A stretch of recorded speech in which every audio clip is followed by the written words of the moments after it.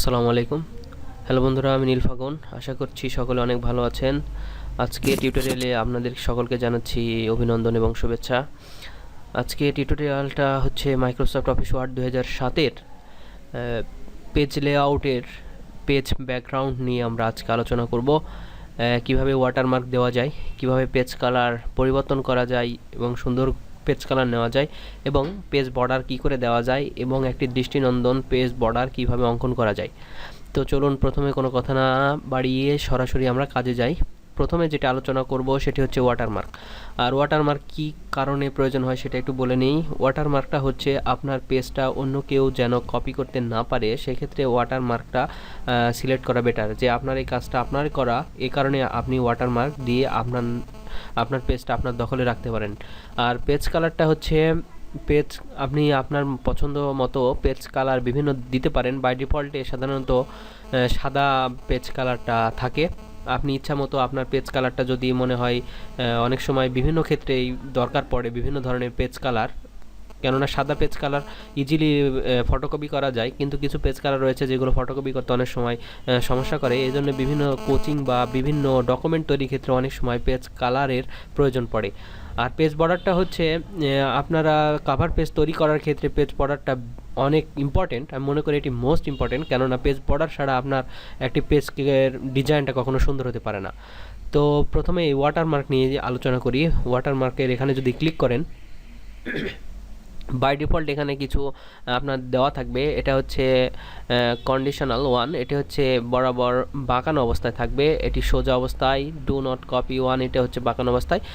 এগুলো আপনারা এগুলো বাই ডিফল্টে এগুলো দেখবেন। কিন্তু আমরা যেটা করব সেটি হচ্ছে কাস্টম ওয়াটারমার্কে যাব।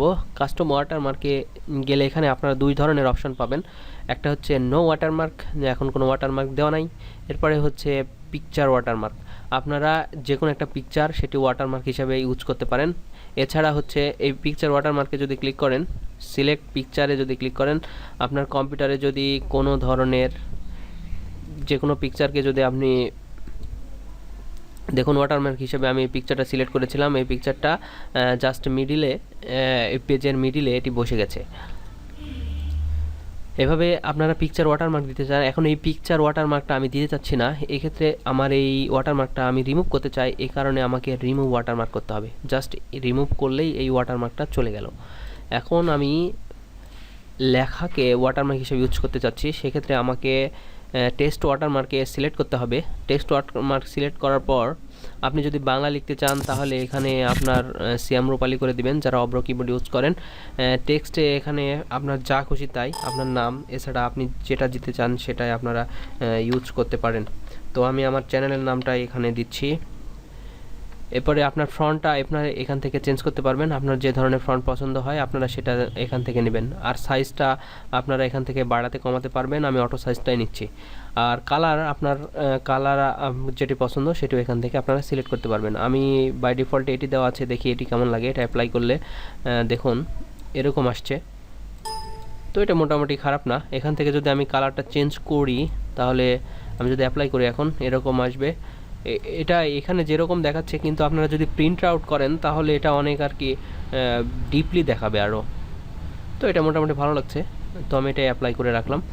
এই ওয়াটারমার্কটা প্রত্যেকটা পেজে, আমি যদি আলাদা কোনো পেজে যাই এখন, প্রত্যেকটা পেজে দেখুন এটা চলে আসবে। প্রত্যেকটা পেজে আপনাকে আলাদা করে ওয়াটারমার্ক দিতে হবে না। তো এই ওয়াটারমার্ক আশা করি যে এটা আবার রিমুভে যদি আপনি ক্লিক করেন তাহলে অল রিমুভ হয়ে যাবে ওয়াটারমার্ক। এই ওয়াটারমার্ক নিয়ে আশা করছি যে আর কোনো সমস্যা থাকার কারো কথা নাই। এরপরে হচ্ছে পেজ কালার। পেজ কালারটা হচ্ছে আপনারা যে পেজের ডিজাইনটা এখানে পেজের এখান থেকে জাস্ট সিলেক্ট করা অবস্থায় পেজ কালারের এখানে যে পেজে যাবেন সেই পেজ কালারটা আপনারা সিলেক্ট করবেন, সেই পেজ কালার এখান থেকে আপনারা পাবেন। তো এখানে মোর কালারে যদি আপনারা যান তাহলে এখানে অনেক আপনারা কালার পাবেন। কাস্টম করলে আপনারা নিজেদের মতো কাস্টমাইজ করে রেডের সাইজ কতটুকু, গ্রিনের সাইজ কতটুকু, ব্লুয়ের সাইজ কতটুকু নিতে চান সেটা দেওয়ার মাধ্যমেও কিন্তু আপনারা মন মতো আপনারা কালার সিলেক্ট করে নিতে পারেন। এছাড়া এখানে ফিল ইফেক্ট রয়েছে, এখান থেকে আপনারা ইফেক্টের মাধ্যমে, এটা অনেক ইম্পর্টেন্ট, সেটা হচ্ছে এখানে প্রথম অবস্থায় গ্রেডিয়েন্টে প্রথমে দেওয়া আছে 1 কালার, 2 কালার আর হচ্ছে প্রেজেন্ট। এখানে যদি আপনারা এটা সিলেক্ট করে দেন, যদি 2 কালার সিলেক্ট করেন তাহলে 2 রকমের কালার এখানে আসবে। মনে করুন এই কালারটা একটি দেওয়া আছে আর কালার 2টা কিন্তু এখানে দেখুন হোয়াইটটা দেওয়া আছে। তো আমি এখান থেকে যদি একটি এই হলুদ কালারটা নিই তাহলে দেখুন আমি যদি ক্লিক করি তাহলে 2 ধরনের কালারটা ডিজাইন আকারে চলে এসেছে। তো এটার শ্যাডোটা আপনারা বাড়াতে কমাতে পারবেন এখান থেকে। এখানে ভার্চুয়াল দিতে চান না কোন দিকে দিতে চান, এখানে বাই ডিফল্টে আপনারা দেখতে পাবেন ডান দিকে যে ডিজাইনটা কীরকম হবে। দেখুন এটা আমার মোটামুটি ভালো লাগছে। এই পেজ কালারের এখান থেকে আপনারা ফিল ইফেক্টে আরও যে ডিজাইনটা রয়েছে এগুলো আপনারা দেখবেন। এখানে টেক্সচার রয়েছে, এখান থেকে যে কোনো টেক্সচার আপনারা নিতে পারেন। এখানে আদার টেক্সচার, এখান থেকে আপনার টেক্সচার আপনার ফটোগুলো আপনারা এখানে নিতে পারেন, যেটা সমস্ত পেজে চলে আসবে।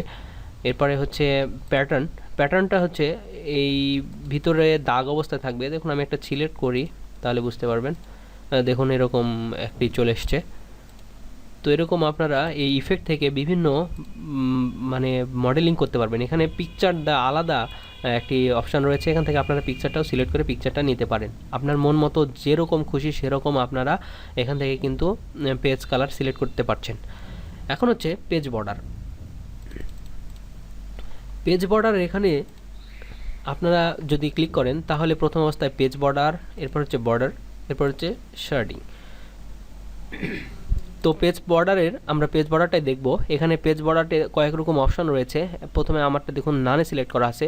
এরপরে হচ্ছে বক্সের এখানে যদি ডান পাশে প্রিভিউটা দেয় আপনারা দেখতে পারবেন। প্রিভিউয়ের এখানে মনে করুন যে আপনি বাম পাশের এটা রাখবেন না, তাহলে এটা উপরে যদি এটা ক্লিক করেন এটা বাম পাশে রাখবেন না, তাহলে লেফট সাইডে যদি না রাখেন তাহলে এখানে ক্লিক করলে এটা চলে যাবে। এরকম যেটা আপনি রাখতে চাবেন না সেটা আপনি চলে যাবেন, এটা কাস্টমাইজ থেকে আসবে।